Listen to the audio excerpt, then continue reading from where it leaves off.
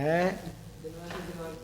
अच्छा, नहीं वो हर क्षेत्र में लागू करनी पड़ेगी तभी आनंद आएगा। वो परिवार में, समाज में, राष्ट्र में। वाह, नहीं मेरे पास लिखी लिखाई रखी है बहुत अच्छी, ले लो। मेरे पास लिखी हुई रखी है, मैं दे दूंगा। मेरे कुछ छोटे छोटे लेख है जो ऐसे सार्वजनिक, वो भी तुमको दूंगा, पढ़ना अच्छा लगेगा। हाँ कुछ एक है, अभी है मेरे पास में। परेश जी को दिया है मैंने, परेश जी के पास है, देखो अभी दिया है मैंने। अच्छा, कहानी संकलन। एक तो 2000 वर्ष पुरानी कहानियाँ हैं, भारतीय ज्ञानपीठ से छपी हुई। और एक पुण्याश्रव कथा कोश है जिसमें 64 कहानियाँ हैं। और एक धर्म परीक्षा है, धर्म परीक्षा में बहुत कहानियाँ हैं। पंचतंत्र है, पंचतंत्र भी कहानियों का भंडार है। पंचतंत्र भी कहानियों का एक तो ग्रंथ है।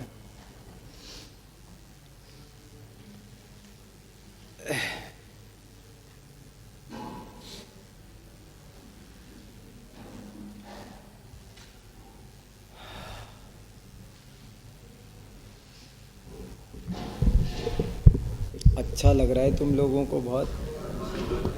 अच्छा, कुछ सुझाव हो तो बताते जाना, कोई शर्म संकोच मत करना।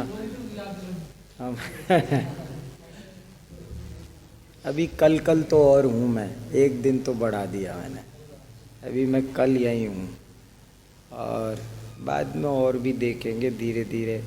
क्या बताऊँ, मुझे कुछ है ना लिखने का मेरे को शौक़ है, थोड़ा बहुत लिखता ज़रूर हूँ मैं। करीब 60-70 तो मैंने लेख लिख लिए बहुत अच्छे अच्छे। और ये सार्वजनिक लेख छोड़ छाड़ के बहुत सारे अच्छे लेख, शोध पत्र, और कोई 10-12 किताबें हो गई भी। तो थोड़ा बहुत लिखने पढ़ने का जो, नहीं 10-12 किताबें छप गई। और किताबें नहीं देखी तुम लोगों ने? दौलत विलास नहीं देखा? एक श्रीपाल चरित है, वो नहीं देखा? दौलत राम जी पर पीएचडी किया है। और जैन शतक देखा होगा? हाँ, उसका भी अनुवाद मेरा ही है, वो सारा अनुवाद प्रस्तावना सब।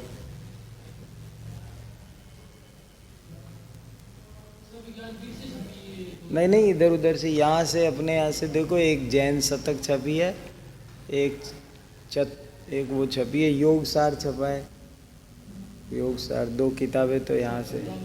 हाँ नहीं, पद्यानुवाद तो डॉक्टर साहब का है, मेरा तो हिंदी अनुवाद है। हिंदी अनुवाद है, उसकी प्रश्नोत्तरी है, उसकी प्रस्तावना है। हाँ पीले कलर वाली, वो योग सार प्रावृत नहीं, योग सार, हाँ योग सार प्रावृत अलग है और योग सार अलग। हाँ कॉलेज की छुट्टियाँ हैं अभी कॉलेज की छुट्टियाँ हैं। थोड़ा थोड़ा अब आजकल मैं एक किताब लिख रहा हूँ, भारतीय दर्शनों में आत्मा और परमात्मा। हर दर्शन में आत्मा के बारे में क्या क्या कहा गया है वो लिख रहा हूँ, हर दर्शन में परमात्मा के बारे में क्या क्या कहा है वो लिख रहा हूँ। और बहुत अच्छी अच्छी बातें मिल रही है, बहुत बढ़िया। सही पूछो न तो सारे दर्शनों में और कुछ नहीं है। सबसे प्राचीन दर्शन तो जैन दर्शन है। अरे देखो न, वेदों में ऋषभ देव का उल्लेख है, इसका मतलब है वेद तो बहुत बाद की रचना है। अगर ऋषभ देव के पहले वेद लिखे जाते तो ऋषभ देव का उल्लेख कैसे आता? बहुत और भी बहुत राजाओं के उल्लेख हैं उसमें, इससे सिद्ध होता है कि वो तो बहुत बाद में लिखे गए हैं। वो उसको ऐसे ही महिमा देने के लिए बोलते हैं, ये अपौर से थोड़ी है कोई, ऐसे ही कहते हैं ये तो।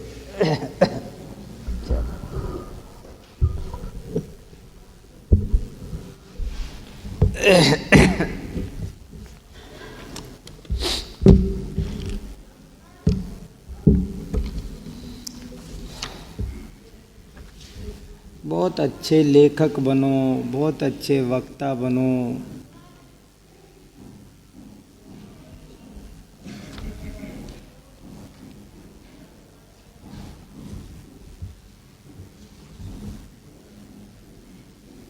शब्द भंडार भी अच्छा होना चाहिए, विषय का भी व्यापक ज्ञान होना चाहिए।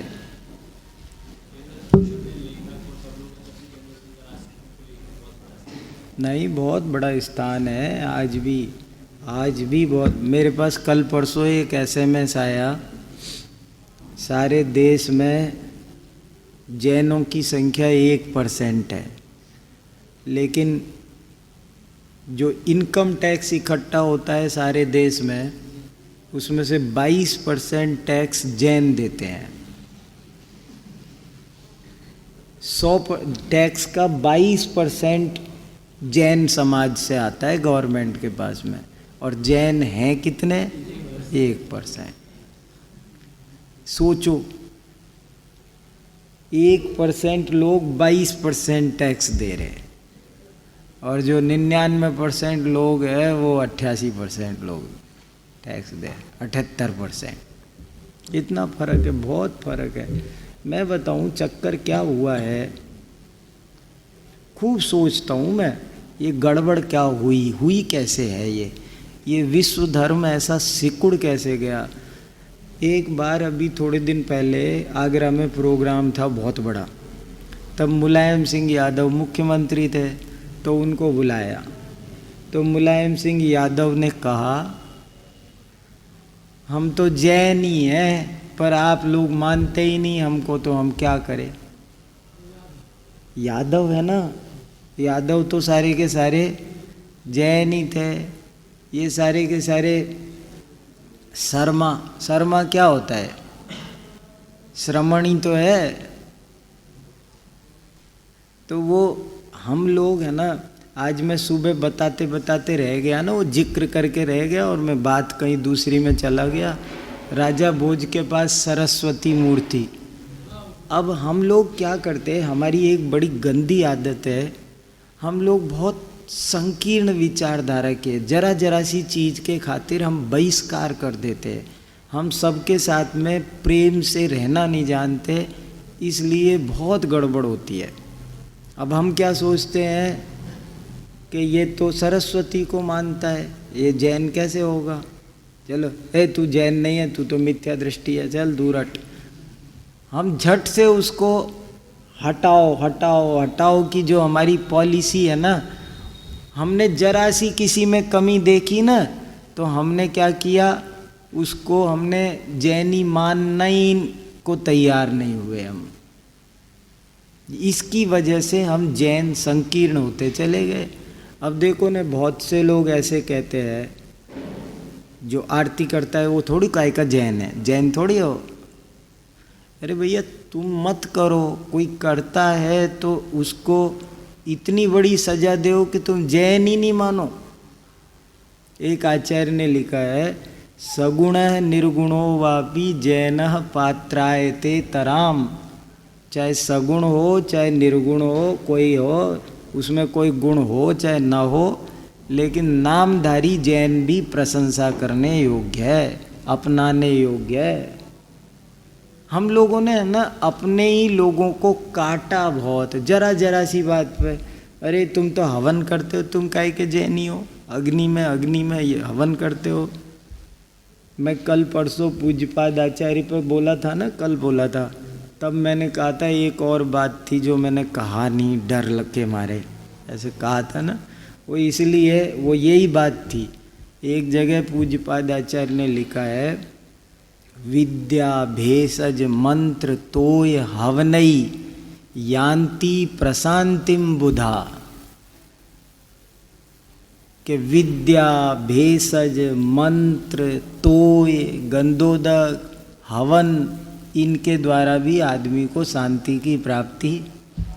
बताओ, अब हमारा जो एक स्वर होता है ना, देखो तुम सब मेरे बहुत छोटे भाई हो, मैं आपको बड़े प्यार से बता रहा हूँ, अगर तुमको अच्छी लगे तो मान लेना, न लगे तो बुरा मत मानना, पर मेरी आदत है विरोध की नीति में मत चलो कतई। ये कोई चीज़, देखो तुम कॉलेज में पढ़ते हो तो अच्छी बात है, लेकिन तुम कहो कि जितने भी प्राइमरी स्कूल है सब बंद कर दो, इनकी कोई ज़रूरत नहीं है। अरे तुम्हें ज़रूरत नहीं है तो तुम मत पढ़ो, कब कह रहे हैं, लेकिन जिनको ज़रूरत है उनको तो हो। कोई ऐसा सोचे कि नहीं हमें तो प्राइमरी स्कूल की ज़रूरत ही नहीं है, हमारे घर में कोई छोटे बच्चे भी नहीं है, बंद करो सारे, फालतू में चल रहे हैं। तो फालतू में तुम्हारे लिए थोड़ी चल रहे हैं, जिनके लिए ज़रूरत है ऐसे ही देखो, कभी किसी चीज़ का, मेरा तो ये कहना है तुमसे, तुम लोग कहीं भी समाज में जाओ, कहीं, मैं सब जगह जाता हूँ, लेकिन मैं कहीं कुछ विरोध किसी का नहीं करता। हम काहे को विरोध करें? आप तत्व ज्ञान की बात सीधी सीधी प्रतिपादित, ये जो विरोध होता है, बहिष्कार होता है, इससे हमारी जैनों की संख्या कम होती चली गई। हम लोगों ने अपनाया नहीं, लोगों को बहुत भेद करते चले गए, ये दिगंबर श्वेतांबर, फिर चैन नहीं मिली तो दिगंबर में भी और कर दिए, फिर देहराबंत में भी चैन नहीं मिली, सोनगढ़ी, विजयपुरी, भावनगरी, मंगलायतनी, अल्लाहगढ़ी, क्या क्या कितने कितने क्या क्या चलेंगे, ये सब कब तक चलेंगे? इसलिए अच्छी आदत नहीं है ये बहुत। हमारे यहाँ तो कोई भेदभाव ही नहीं रखा, राजा भी, चांडाल भी, चोर भी, सब जैन होते थे। क्या है, तुम जाति से कोई भी रहो, जाति कोई ज़रूरी है क्या? यही जाति होगी तो ही जैन होगा। तुम जाति से कुछ भी हो, व्यापार से कुछ भी हो, लेकिन तुम जैन धर्म को मानो तो जैन हो सकते हो। तो इसलिए जैन धर्म का प्रभाव हमारी गलती से कम हो गया। हम लोगों ने नहीं माना ना, जरा सी बात, कोई मंदिर नहीं आता तो हमने कहा तू जैन ही नहीं है, तू छान के पानी नहीं पीता तो तू जैन ही नहीं है, तू रात को खाना खाता है तो तू जैन ही नहीं है। ठीक है, उसे डांटो, सुधारो, सब करो, लेकिन उसको जैन समाज से ही बहिष्कार कर दो, ये किसने कहा? ये जो हमारी कुछ कट्टरताओं ने हमको बहुत बड़ी मुसीबत भी पैदा करी, उसकी वजह से हमारा प्रभाव कम थोड़ा सा हो गया। गांधी जी जैन थे, अब हमको पता ही नहीं। दुनिया गांधी जी के गीत गा रही है और जैन समाज को अपना गौरव पता नहीं है। गांधी जी की माँ जैन थी, गांधी जी को ने खुद आत्मकथा में अपने लिखा है जैन होने की बातें, तो सारी बातें है, फिर भी हम लोगों को ही पता नहीं। हम बताओ, हम कहीं मानते हैं उनको अपना आदमी? ये दिक्कत आती है, इसलिए कम हमारा प्रभाव धीरे धीरे हम तो बहुत उदार थे, हमें कभी भी किसी से, देखो पारसनाथ वहाँ गए तो नाग नागिन से ये कहा क्या, पहले तू जहर छोड़ दे, बाद में मैं तुझे नमोकार मंत्र सुनाऊंगा। ऐसे किसी को कोई कुछ भी करता हो। नाग नागिन जैन थे कि नहीं थे? बताओ, क्या है, होता क्या है? ये सब बातों से जो नमोकार मंत्र पे श्रद्धा रखता है वही जैन है, हम तो इतना जानते हैं। कई को परेशान होना, इसलिए हाँ ऐसे सब अपने पैर में कुल्हाड़ी मार ली हम ही लोगों ने, नहीं तो ऐसा कुछ था नहीं। जैन दर्शन तो बहुत उदार है। जिन धर्मम जगत बंधु अनबत्यम अबत्यवत, हर व्यक्ति को अपने पुत्र समान समझ के जो भला करता है वो जैन धर्म है। ऐसे परिभाषा दी है, देखो कैसी कैसी आचार्यों ने परिभाषा दी है। अपत्यवत, जिन धर्मम जगत बंधु, जगत बंधु है वो, चलो साहब, सामान्य विशेषात्मा तदर्थो विषयः, ये सूत्र तो सबको याद होगा ही। सामान्य विशेषात्मा तदर्थो अब देखो ये विषय पेज, आप ये किताब लेके बैठे हैं ना आज, थोड़ा सा इसमें जरा सा उस सूत्र को समझने से पहले मैं कुछ प्रश्नों पर आपका विशेष ध्यान चाहता हूँ। पेज नंबर 73 देखो, पेज नंबर 73 देखो क्या लिखा है। बहुत मन लगा के इसको पढ़ो और इसको समझो तो आपको ये सूत्र अच्छे से समझ में आएगा। प्रमाण का विषय क्या है? उत्तर, सामान्य विशेषात्मक पदार्थ ही प्रमाण का विषय है। ये किताबें तुम्हारे पास नहीं आई क्या? किताब मिली नहीं तुमको? वो कैसे नहीं मिली?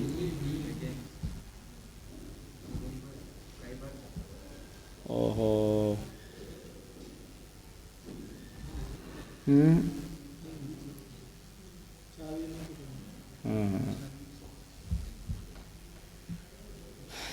किताबें ले लेना, ये तभी इनसे है ना सुलझेगा थोड़ा सा। देखो आसपास कुछ देख सको तो।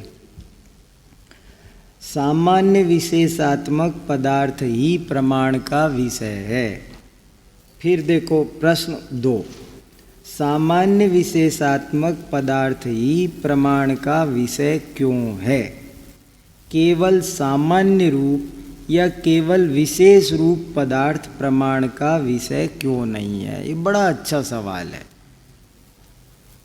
कि केवल सामान्य रूप या केवल विशेष रूप क्यों नहीं है। और अब इसके उत्तर को बहुत अच्छे तरह से समझो। देखो, सामान्य विशेषात्मक पदार्थ ही प्रमाण का विषय इसलिए है क्योंकि देखो ये न्याय के ग्रंथ में बहुत नपी तुली भाषा होती है।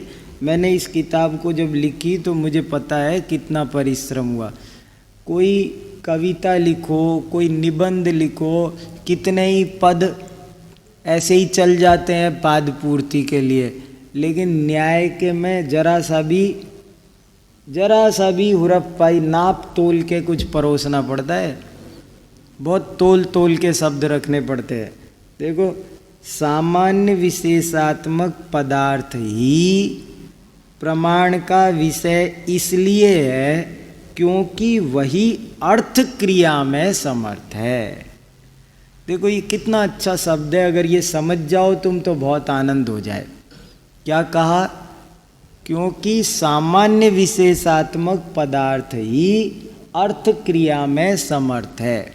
अर्थ क्रिया किसे कहते हैं? प्रयोजन भूत तो ठीक है, यहाँ अर्थ शब्द का अर्थ प्रयोजन भूत नहीं है। अर्थ शब्द का अर्थ है पदार्थ। पदार्थ अपनी क्रिया नहीं कर सकता। कोई भी पदार्थ है, कोई भी पदार्थ जो क्रिया कर, जैसे अग्नि की अर्थ क्रिया क्या? प्रकाश देना, गर्मी देना, धुआं देना इत्यादि, ये सब उसकी क्या है? अर्थ क्रियाएं हैं। जलाना, तपाना, पचाना, प्रकाशित करना, दाहकत्व, पाचकत्व, प्रकाशकत्व, ये सब उसकी अर्थ क्रियाएं हैं। कहते हैं ये सब अर्थ क्रियाएं कब संभव होती है? जब वस्तु सामान्य विशेषात्मक हो। कोई भी चीज है, आप एक कार खरीदी हमने, वो कार किसका, उसकी अर्थ क्रिया क्या? पता चले कि वो सर्वथा अनित्य है तो कोई कार खरीदेगा, और पता चले सर्वथा नित्य है, कूटस्थ, उसमें कोई परिणमनी नहीं होता, तो क्या करेंगे कार का? कहीं जाने वाली तो चाहिए, वो चलती फिरती तो हो वो, और वो चलती चलती जाए तो एक कार ऐसी हो जो बस चलती चलती है तो खरीदेंगे कि भैया क्या करेंगे, रुकनी भी तो चाहिए, तो रुकी रहे ऐसी ले लो ना, रुकी रहे ऐसी भी नहीं चाहिए, बताओ, रुकी रहे ऐसी कार भी नहीं चाहिए और चलती ही जाए ऐसी भी नहीं चाहिए। हम कपड़ा, ये जैकेट खरीदी, अब ये जैकेट पता चलेगी ये तो 50 साल फटेगी, कोई काम नहीं, 50 साल यही पहननी पड़ेगी, तो भी पसंद आएगी क्या? ये परिवर्तनशील, और इतनी परिवर्तनशील हो कि ली और लेते ही एक बार भी ना पहन सके तो। सर्वथा क्षणभंगुर चीज भी अर्थ क्रिया नहीं कर पाती, सर्वथा नित्य वस्तु भी अर्थ क्रिया नहीं कर पाती। अर्थ क्रिया करने के लिए देखो, एक चौक है, अगर ये सर्वथा नित्य हो तो लिखेगी ही नहीं है, अगर ये सर्वथा कूटस्थ हो तो ये लिखेगी ही नहीं, और सर्वथा अनित्य हो तो भी लिखेगी ही नहीं है, फिर तो क्षण में नष्ट हो जाएगी। इसको क्षण में नष्ट नहीं होती है और जब लिखना हो तो लिखती है, ये इसकी अर्थ क्रिया है। कोई भी वस्तु सामान्य विशेषात्मक होकर के ही अर्थ क्रिया कर सकती है। हर वस्तु में नित्य अनित्य भाव अभाव आदि गुण विशेष धर्म पाए जाने चाहिए, क्योंकि वही अर्थ क्रिया में समर्थ है। केवल सामान्य रूप या केवल विशेष रूप अर्थ क्रिया में समर्थ नहीं हो सकता, अर्थात केवल सामान्य रूप या केवल विशेष रूप पदार्थ की सत्ता ही सिद्ध नहीं होती। कितनी बढ़िया बात कही, उसकी सत्ता, ऐसा जगत में कोई पदार्थ ही सिद्ध नहीं होता जो केवल सामान्य रूप हो या केवल विशेष रूप हो। देखो, इसी में से अनेकांतवाद निकल आया। अनेकांतवाद का अर्थ है परस्पर विरुद्ध दो धर्मों का प्रकाशित होना, परस्पर विरुद्ध दो, और ये विरुद्ध हो गए, एक सामान्य एक विशेष, एक नित्य एक अनित्य, एक अनेक। इसलिए सामान्य विशेषात्मक पदार्थ ही प्रमाण का विषय है, क्योंकि वही अर्थ क्रिया करने में समर्थ है। अब ये समझो सामान्य क्या है। सामान्य दो प्रकार का है, तिर्यक सामान्य और ऊर्ध्वता सामान्य। याद रखने की चीजें हैं ये। तिर्यक सामान्य किसे कहते हैं? एक जाति के अनेक द्रव्यों में पाए जाने वाले सादृश्य को तिर्यक सामान्य कहते हैं। जैसे खंडी मुंडी आदि अनेक गायों में गोत्व। सामान्य दो तरह का हो गया, तिर्यक सामान्य और ऊर्ध्वता सामान्य। तिर्यक सामान्य, तिर्यक माने टेढ़ा तिरछा बिछा हुआ, ऊर्ध्वता सामान्य माने खड़ा हुआ। तो कहते अनेक द्रव्यों में पाया जाने वाला सादृश्य है वो तो तिर्यक सामान्य है, और एक ही द्रव्य की अनेक पर्यायों में पाए जाने वाला सादृश्य है वो ऊर्ध्वता सामान्य है। देखो उदाहरण दिया कि जैसे अनेक गायें हैं, कोई खंडी है, कोई मुंडी है, कोई काली है, कोई पीली है, कोई सफ़ेद है, अलग अलग तरह की, कोई उड़ीसा की है, कोई हिमालय की है, कोई हरियाणवी गाय है, कोई राजस्थानी गाय है, अलग अलग गाय है। मगर आप भेद ना देख करके बस गोत गोत गोत, ये भी गाय, ये भी गाय, ये भी गाय, ये भी गाय, तो अनेक गायों में आपने क्या देख लिया? गोत्व। ये हो गया तिर्यक सामान्य। अथवा छोड़ो, हजारों पशु है, कोई गाय है, कोई भैंस है, कोई बंदर है, कोई शेर है, कोई बहुत पशु है। उन पशुओं में आप ये मत देखो कि ये गाय है, ये भैंस है, ये आप देखो पशु, ये भी पशु, ये भी पशु, ये भी पशु, सब में जो पशुत्व है वो तो क्या है? सामान्य, तिर्यक सामान्य, तिर्यक सामान्य, तिर्यक सामान्य। एक जाति के अनेक द्रव्यों में पाए जाने वाले सादृश्य को तिर्यक सामान्य कहते हैं। ऊर्ध्वता सामान्य किसे कहते हैं? एक ही द्रव्य की पूर्वापर व्यापी अनेक पर्यायों में पाए जाने वाले सादृश्य को ऊर्ध्वता सामान्य कहते हैं। अब देखो, जैसे घड़े की स्थास, कोस, कुसूल आदि अनेक पर्यायों में मिट्टी। ये घड़े की पर्यायों के प्राचीन नाम है, इसलिए मैंने जैसे कि तैसे लिख दिए। जैसे जब घड़ा बनाता है कुम्हार तो मिट्टी की पहले लुगदी सी रखता है, फिर वो लुगदी एक शेप में आती है, फिर अगले चरण में वो दूसरे शेप लेती है, फिर एक तीसरा शेप लेती है। तो ये जो अलग अलग आकार हो रहे हैं इनको प्राचीन आचार्यों ने इनके नाम होते थे। एक को कहते थे स्थास, एक को कोस, ये कुसूल, ऐसे नाम होते थे। तो बोले अब स्थास है, अब कोस है, अब कुसूल है, अब घट है, कुछ भी हो, लेकिन आप ये सब मत देखो। आप ये देखो, तब भी मिट्टी था, तब भी था, तब भी मिट्टी, तब भी मिट्टी, तब भी मिट्टी, तब भी मिट्टी। आपने मिट्टी मिट्टी देखा, ये क्या हो गया?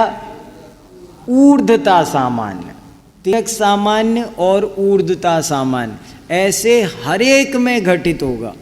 देखो आपको बताऊं, संसार की कोई भी चीज ले लो आप, आपको उसमें सामान्य विशेष दो पना मिलेगा। कैसे? इसमें दिखाओ। तो बोले देखो इसमें और इसमें क्या फर्क है? ये भी पुद्गल, ये भी पुद्गल, ये भी पुद्गल, ये भी पुद्गल, ये सब हो गया सामान्य। पुद्गलत्व हो गया सामान्य। विशेष क्या?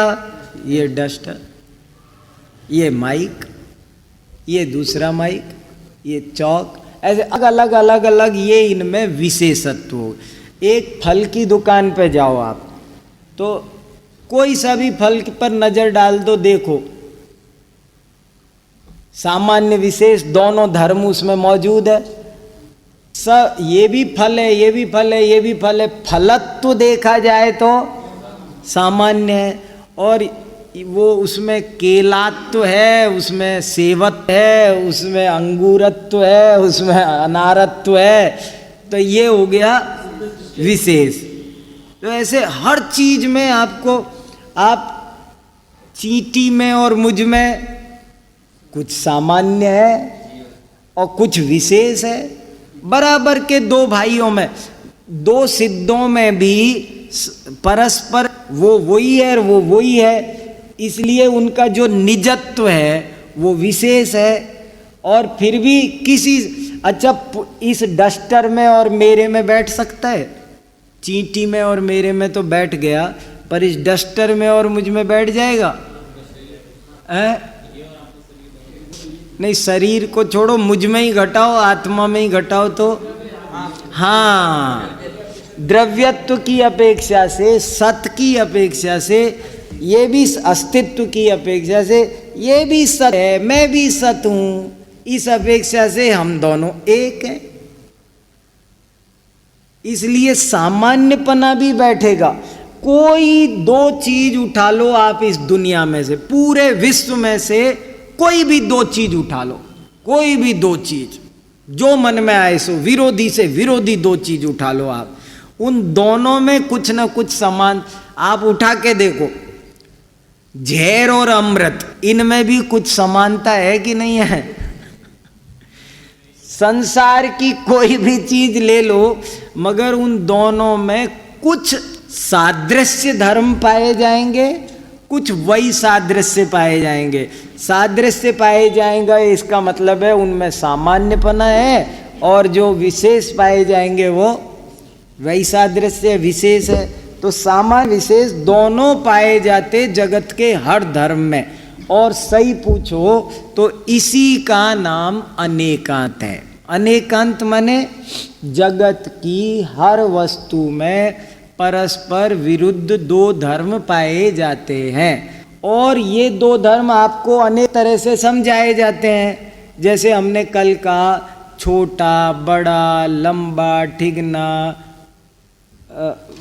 कितने तरीके से बन जाएगा, दूर, पास, सस्ता, महंगा, कितनी। देखो, एक चाय बनाई, 4 लोगों को चाय पीने दी, एक कह रहा है चाय में चीनी ज़्यादा है, दूसरा कह रहा है चीनी कम है। अब कम है कि ज़्यादा है? एक कह रहा है कम, एक कह रहा है ज़्यादा। कितना फर्क है बिल्कुल। इसलिए हम ये तो कहते ही हैं, पर जब हमारी समझ में कुछ भी पकड़ में ऐसा स्थूल ना आए, तब भी सामान्य और विशेष, ये दो परस्पर विरुद्ध धर्म तो आप हर वस्तु में, कोई भी दो वस्तुएं संसार की उठा लो, आपको उनमें परस्पर सादृश्य भी मिलेगा और परस्पर वही सादृश्य भी मिलेगा। अब देखो आगे, विशेष, विशेष भी दो प्रकार का है। पर्याय विशेष और व्यतिरेक विशेष। देखो नाम याद रखने के, सामान्य दो प्रकार का कौन से नाम हो गए? तिर्यक सामान्य और ऊर्ध्वता सामान्य। और भूलना नहीं, तिर्यक माने तिरछा बिछा हुआ, और ऊर्ध्वता सामान्य माने खड़ा हुआ।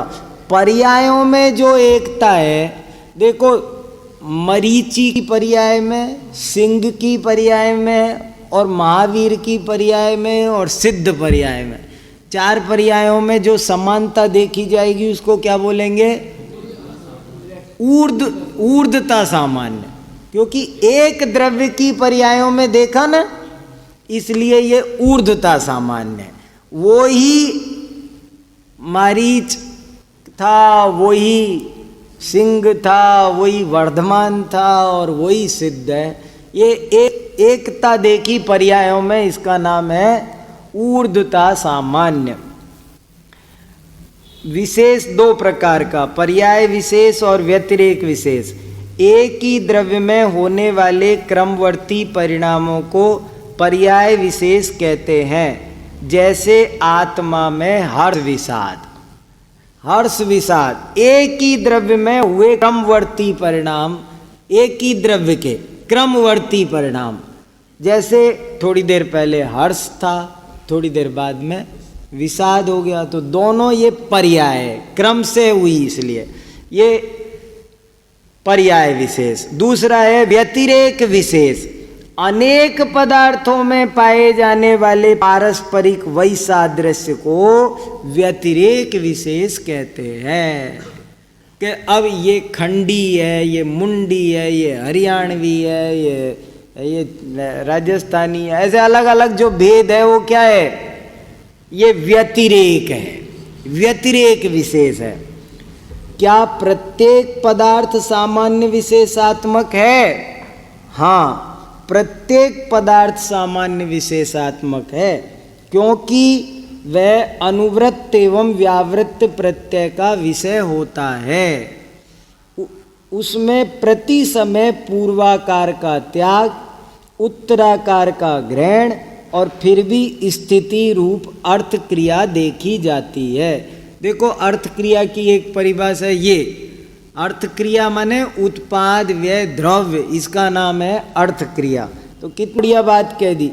हर पदार्थ अनुवृत्त व्यावृत्त प्रत्यय का विषय होता। प्रत्यय माने ज्ञान, प्रत्यय माने यहाँ क्या है? ज्ञान। अनुवृत्त माने सादृश्य, अन्वय, अनुवृत्त, सादृश्य, समानता, ये पर्यायवाची है। व्यावृत्त, व्यतिरेक, ये सब पर्यायवाची है। तो ये सब कहते हैं कि जो ऐसे मिला, हर पदार्थ अनुवृत्त व्यावृत्त, हर पदार्थ में आपको कोई पदार्थ ले आओ दुनिया का, आपको उसमें कुछ ना कुछ समानता दिखाई देगी और कुछ ना कुछ असमानता दिखाई देगी। समानता दिखाई देती है, इसका मतलब है वो अनुवृत्त प्रत्यय का विषय हो गया। असमानता दिखाई देती है, इसका मतलब है वो व्यावृत्त प्रत्यय का विषय हो गया। और दूसरा है, और नहीं दिखाई दे कोई, तो इतना तो हो रहा है ना कि हर समय प्रत्येक द्रव्य अपने पूर्व आकार का त्याग कर रहे हैं, उत्तर आकार का ग्रहण करना है, और स्थिति रूप अर्थ क्रिया भी बनी हुई है। इसलिए इसका सिद्ध होता है कि प्रत्येक वस्तु सामान्य विशेषात्मक है। फिर देखो एक बड़ी अच्छी बात, अनुवृत्त एवं व्यावृत्त प्रत्यय किसे कहते हैं? यह वही है, वही है, इत्यादि प्रकार के ज्ञान को अनुवृत्त प्रत्यय कहते हैं। और यह वह नहीं है, वह नहीं है इत्यादि प्रकार के ज्ञान को व्यावृत्त प्रत्यय कहते हैं। कितनी बड़ी, ये भी वही, ये भी वही, ये भी वही, ये भी वही। अब आप यहाँ से ही सब चीज़ों पर नज़र डालते जाओ तो आप कह सकते हो हाँ ये भी वही है, ये भी वही है, ये भी वही है, ये भी वही है, ये भी वही है, ये भी वही, सब पर कह दो आप, बिल्कुल कैसी भी विरुद्ध वस्तुएं हो लेकिन कह सकते हो ना एक अपेक्षा से। इसलिए ये तो हो गया अनुवृत्त।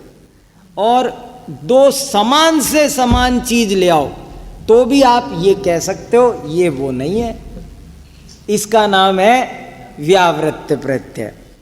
अब देखो, प्रत्येक पदार्थ एक साथ ही अनुवृत्त एवं व्यावृत्त ज्ञान का विषय होता है। कैसे? उत्तर देखो बड़े अच्छा।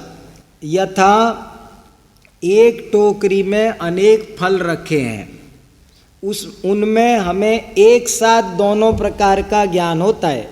यह भी फल है, यह भी फल है, यह भी फल है इत्यादि प्रकार का अनुवृत्त ज्ञान भी होता है। और यह आम है, यह केला है, यह पपीता है, ये अनार है, ये चीकू है इत्यादि प्रकार का व्यावृत्त ज्ञान भी होता है। अब मान लीजिए उस टोकरी में मात्र एक ही प्रकार के फल हैं, आम ही। कोई कहे साहब ये तो आपने घटा दिया, अलग अलग फल थे इसलिए। समझ लो एक आम ही आम होते तो आप कैसे घटाते? तो बोले समझ लीजिए उस टोकरी में केवल एक ही प्रकार के फल हैं, आम, तथापि हमें उनमें भी दोनों प्रकार का ज्ञान अवश्य होता है। कैसे? यह भी आम है, यह भी आम है, यह भी आम है इत्यादि प्रकार का अनुवृत्त प्रत्यय भी होता है। और यह दशहरी है, ये लंगड़ा है, ये तोतापरी है, ये बादामी है, ये इत्यादि प्रकार का, ये आम की जातियां हैं ना अलग अलग, इत्यादि प्रकार का व्यावृत्त प्रत्यय भी। अब देखो, अगर तुमको ये ज्ञान ना हो, अच्छे वक्ता को, अच्छे लेखक को हजारों वनस्पतियों का, फूलों का, उनके भेद प्रभेदों का नाम पता होना चाहिए। एक श्लोक है बहुत अच्छा, कोशस्येव महीपानाम कोशस्येव। जैसे राजा को कोश चाहिए, ऐसे विद्वानों को भी कोश चाहिए। समझ गए? कोश और कोश में मेरे बोलने में उतना शुद्ध उच्चारण नहीं हो रहा है, पर एक जगह तालव्य से है और एक जगह मूर्धन्य से है, अलग अलग है। देखो ये जैसे, देखो मैं बताता हूँ, ये जैसे एक तो ये है,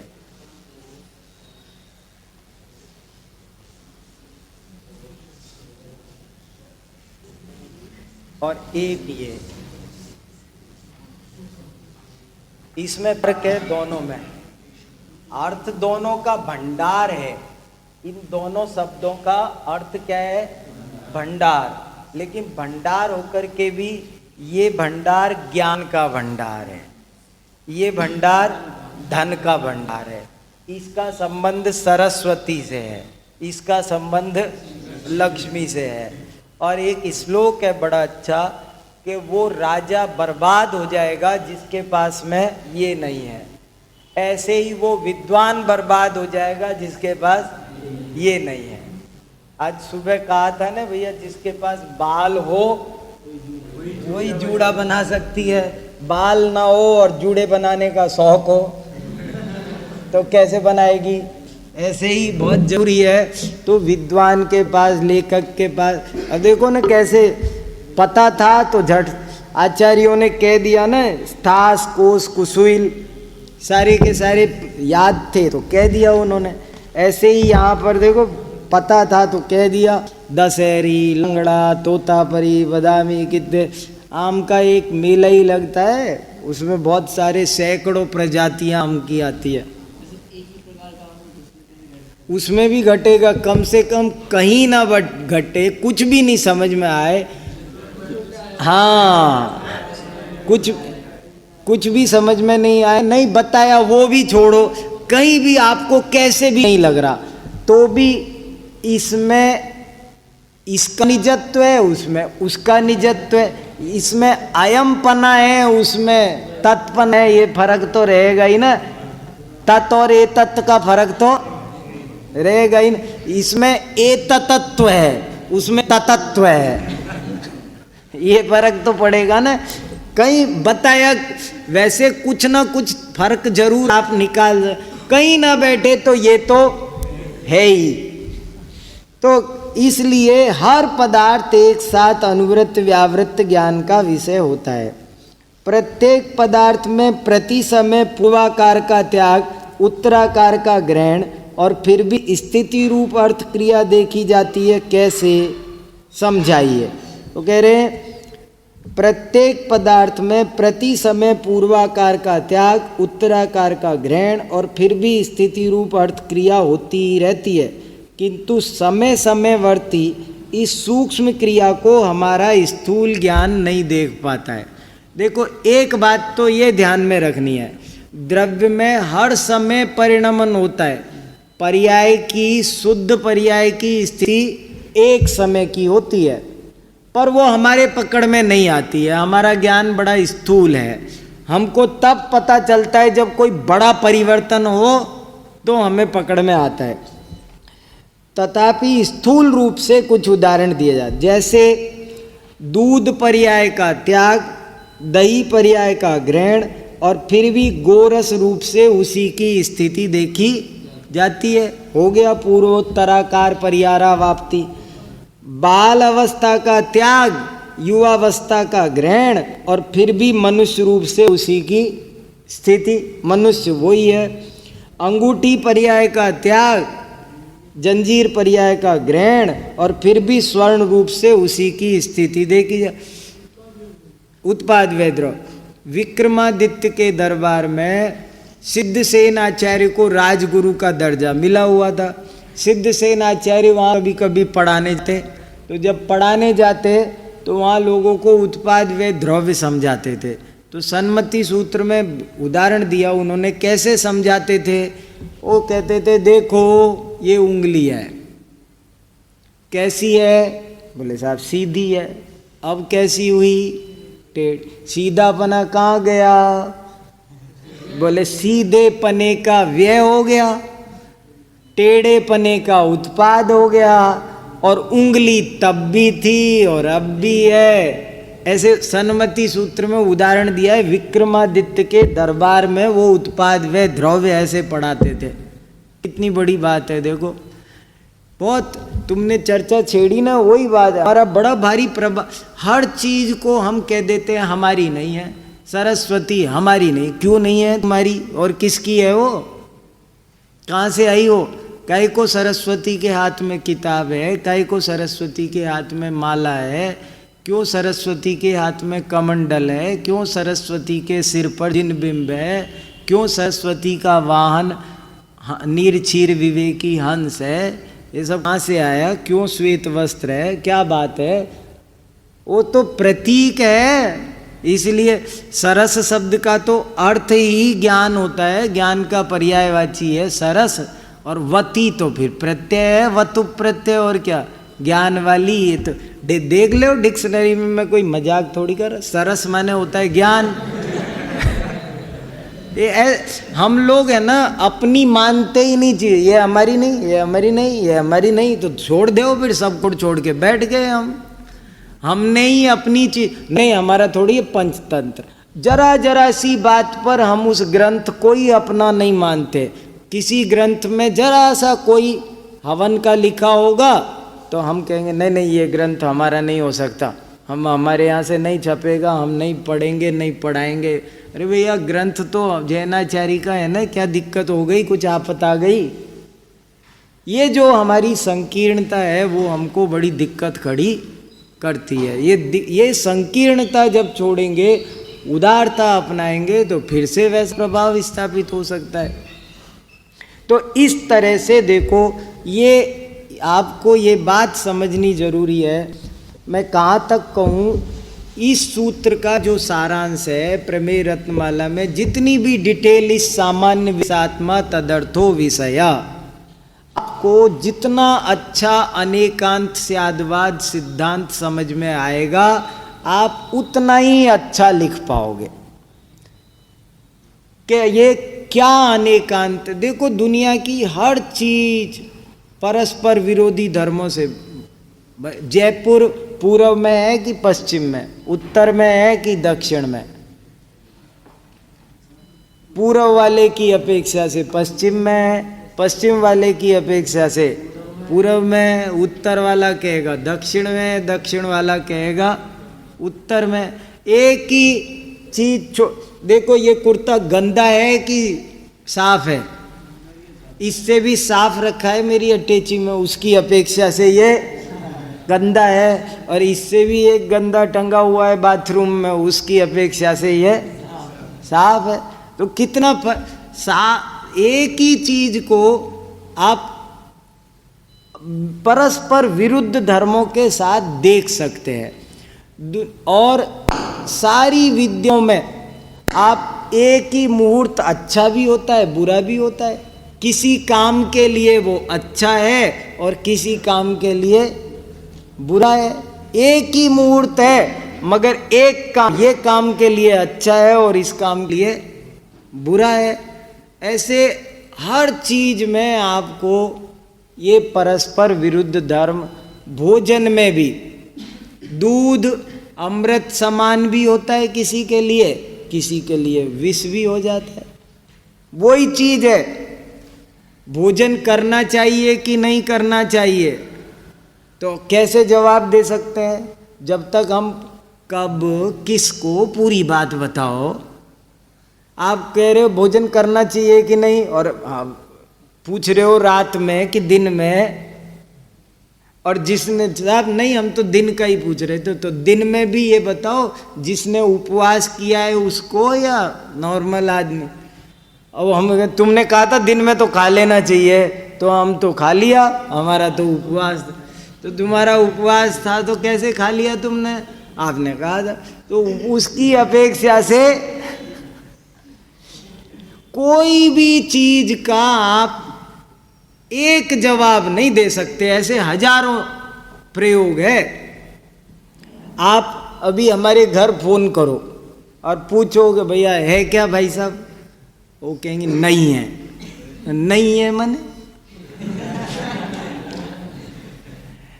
नहीं है माने अभी यहां नहीं है। जिस द्रव्य की स्वद्रव्य क्षेत्र काल भाव की अपेक्षा से ही तो बात की जाएगी। वो चीज कहीं भी नहीं है और कभी भी नहीं है, ये अर्थ निकालोगे तब थोड़ी काम चलेगा। इसलिए बहुत अनेकांत स्यादवाद को सब मानते हैं। आप तो सब व्याख्यान करते हैं, हजारों उदाहरणों से आप सिद्ध कर सकते हैं। कोई भी चीज है, मैं पूछता हूं मेरा सिर सफेद है कि काला, अगर बताओ तीसरा भी धर्म निकल जाएगा, कितना फर्क निकल जाएगा बताओ, बहुत अर्थ निकल जाते। और अरे भैया ब्लैक बोर्ड काला है कि सफेद है, काला है। हम इसको कभी कभी हमारे हम लिखते हैं ऑफिस में, सारा ब्लैक बोर्ड सफेद हो गया है, उस पर पेंट करवाया जाए। सारा ब्लैक बोर्ड सफेद हो गया, तो ब्लैक बोर्ड सफेद हो गया, वो कैसे? तो सफेद माने उसमें हमने सफेदी देखी और वो कालापन गौण कर दिया, तो वो ऐसे कहने में आ गया। इसलिए तरह तरह से एक ही बात को काला भी सफेद भी। यहाँ पर प्रकाश है कि अंधकार बताओ, मैं पूछूं बताओ ये मेरी पुस्तक पर प्रकाश है या अंधकार? हम ये भी कह सकते हैं कि प्रकाश है और ये भी कह सकते हैं कि अंधकार। यहाँ से तेज उजाला वहाँ है तो हम कहेंगे क्या ठीक से, रोशनी, बड़ा अंधेरा हो रहा है, दिखता नहीं कुछ, उधर चलो जरा। कम उजाला हो तो हम क्या बोल देते हैं, यहाँ अंधेरा है, दिखता नहीं, उधर चलो, अंधकार है।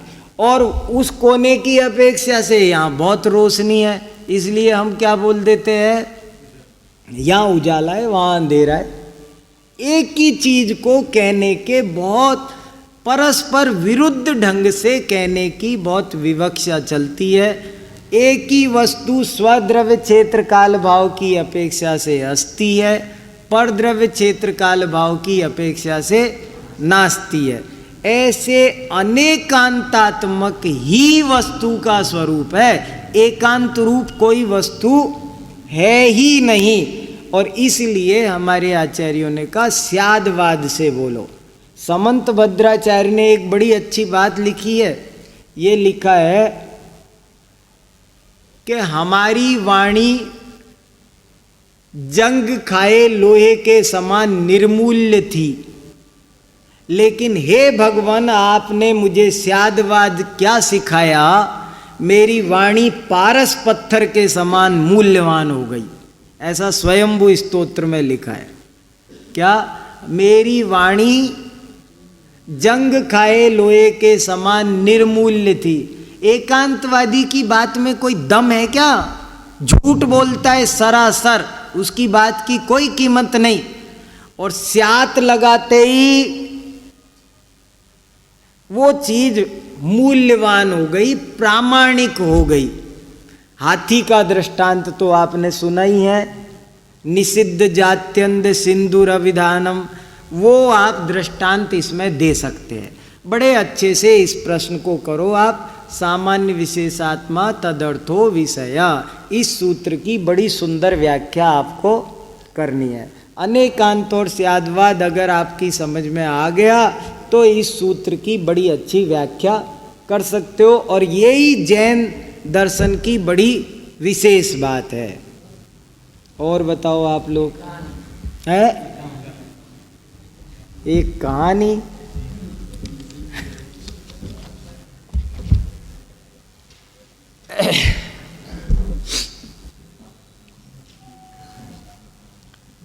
पुण्याश्रव कथा कोश में से सुनाता हूँ एक कहानी। तुम लोग अपने और भाइयों को भी सुना देना, सबका तुम मल्टीपल कर देना। एक बड़ी अच्छी कहानी सुनाता हूँ तुमको, पुण्याश्रव कथा कोश में आती है। और भी याद आ गई, उससे कह रहा हूँ अब नहीं सुनाना है। देखो सुनो, एक कहानी, एक लकड़हारा था, उसका नाम था नंदी मित्र। नंदी मित्र नाम का एक लकड़हारा था।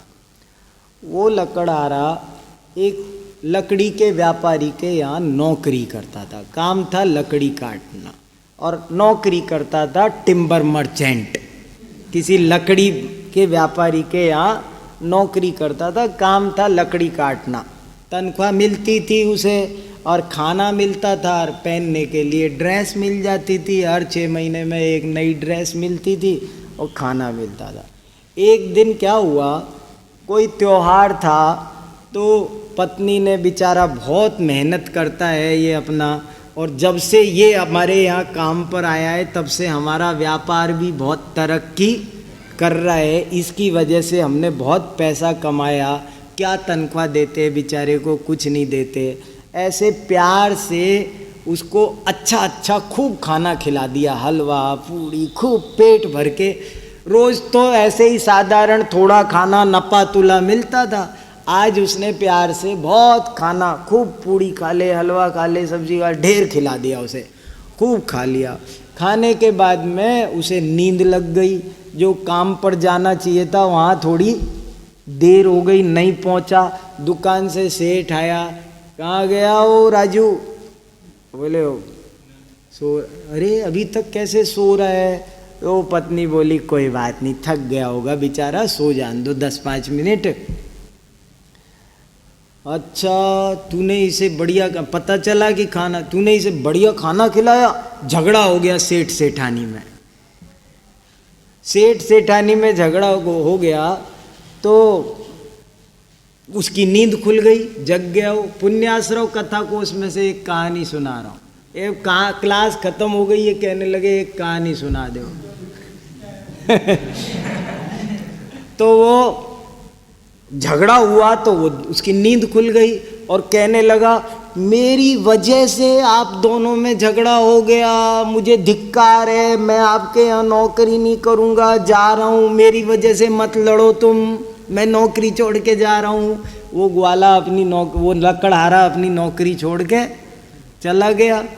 अब वो नौकरी छोड़ के चला तो गया, लेकिन अब खाए कैसे, गुजारा कैसे, वो दूसरी नौकरी चाहिए, मिल नहीं रही। उसने सोचा कोई बात नहीं, मैं खुद ही टिम्बर मर्चेंट बन जाता हूँ, लकड़ी काटने लगाओ। वो लकड़ी काट के, लेकिन वो लकड़ी काटने में तो कुशल था, लेकिन बेचना नहीं आता था, व्यापारी नहीं था, बेचना नहीं आता। बेचने के लिए भी तो एक अलग गट्स चाहिए ना, वो गट्स उसमें नहीं थे। वो बड़ी बड़ी अब जैसे लकड़ियाँ काट दी और काट के बड़े बड़े गट्ठर बना के सड़क के किनारे बैठ गया, ले लो ले लो। अब कौन लेवे, थोड़े छोटे छोटे बनाता तो बहुत बिक जाते, इकट्ठे इकट्ठे कौन खरीदे। जितने भी लोग आए सब इतने बड़े गट्ठर खरीदने वाला कोई नहीं आए, बेचना नहीं आया। खैर 2-3 दिन हो गए, भूखा प्यासा परेशान। उधर से एक मुनि महाराज गुजरे, आहारचर्या को जा रहे थे, तो उसने देखा ये कौन आदमी जा रहा है, ये तो कुछ मुझसे भी ज़्यादा फटे हाल दिख रहा है। मेरे पास तो कैसे तैसे कपड़े हैं, पर इसके पास तो शरीर पर भी कपड़े नहीं है। ये कौन है, ये कैसे गुजारा कर रहा है। वैसे तो मैं तो बड़ा दुखी दिख रहा हूँ, ये तो बड़ा शांत अच्छा दिख रहा है, ये तो दुखी सा नहीं दिख रहा है। नहीं शरीर पर कपड़े, मगर ये तो खुश दिख रहा है। इसके पीछे पीछे चलता हूँ, ये कैसे जीवन यापन करता है। वो उसके पीछे पीछे चला गया। मुनि महाराज आहारचर्या को जा रहे थे, किसी अच्छे सेठ के घर पर आहार हुआ था। तो आहार के बाद में वो सेठ ने सोचा ये भी कोई महाराज जी के साथ रहने वाला ब्रह्मचारी होगा, उसे भी आहार करा दिया, बिठाया, उसे भी खाना खिला दिया। ओ बहुत बढ़िया खाना खाया। उसने कहा मिल गया रास्ता, अपने तो इनके ही साथ रहो। और वो महाराज जी के साथ रहने लग गया। महाराज जी के पीछे पीछे जंगल में चला गया। महाराज जी बैठे ध्यान सामायिक करने, तो वो भी बगल में ऐसे ही। बस अपन तो अपना हो गया, अपन तो ना लकड़ी काटना, ना नौकरी करना, ना टिम्बर मर्चेंट बनना, अपन तो बढ़िया हो गया। इनके साथ जैसे करे खाना खाने जाया करेंगे इनके साथ में, और क्या, खाना ही तो चाहिए। बैठ गया बगल में। दूसरे दिन फिर सुबह 10 बज गए, 11 बज गए। वो कहने, वो देख रहा है उठ नहीं रहे। फिर उसने कहा, उसी ने कहा हिम्मत करके, महाराज जी वो कल तो अपन